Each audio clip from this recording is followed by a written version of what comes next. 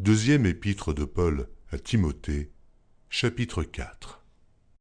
Je t'en conjure, devant Dieu et devant Jésus-Christ, qui doit juger les vivants et les morts, et au nom de son apparition et de son royaume, prêche la parole, insiste en toute occasion, favorable ou non, reprend, censure, exhorte, avec toute douceur et en instruisant.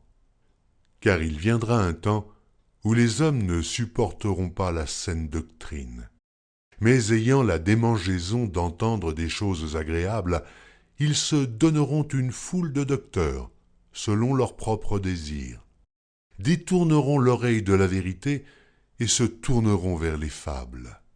Mais toi, sois sobre en toutes choses, supporte les souffrances, fais l'œuvre d'un évangéliste, remplis bien ton ministère.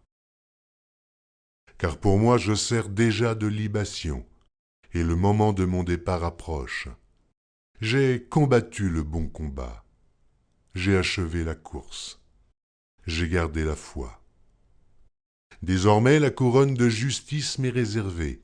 Le Seigneur, le juste juge, me le donnera dans ce jour-là, et non seulement à moi, mais encore à tous ceux qui auront aimé son avènement. Viens au plus tôt vers moi, car Démas m'a abandonné, par amour pour le siècle présent, et il est parti pour Thessalonique. Crescens est allé en Galatie, Tite en Dalmatie. Luc seul est avec moi. Prends Marc et amène-le avec toi, car il m'est utile pour le ministère. J'ai envoyé Tychique à Éphèse. Quand tu viendras, apporte le manteau que j'ai laissé à Troas, chez Carpus, et les livres, surtout les parchemins. Alexandre, le forgeron, m'a fait beaucoup de mal. Le Seigneur lui rendra selon ses œuvres. Garde-toi aussi de lui, car il s'est fortement opposé à nos paroles. Dans ma première défense, personne ne m'a assisté, mais tous m'ont abandonné, que cela ne leur soit point imputé. C'est le Seigneur qui m'a assisté et qui m'a fortifié, afin que la prédication fût accomplie par moi, et que tous les païens l'entendissent. Et j'ai été délivré de la gueule du lion.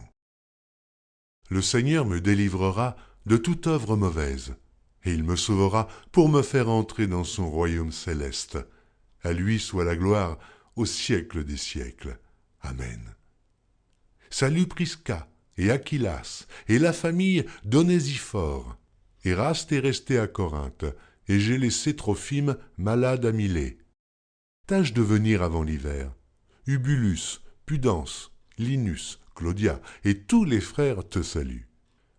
Que le Seigneur soit avec ton esprit, que la grâce soit avec vous.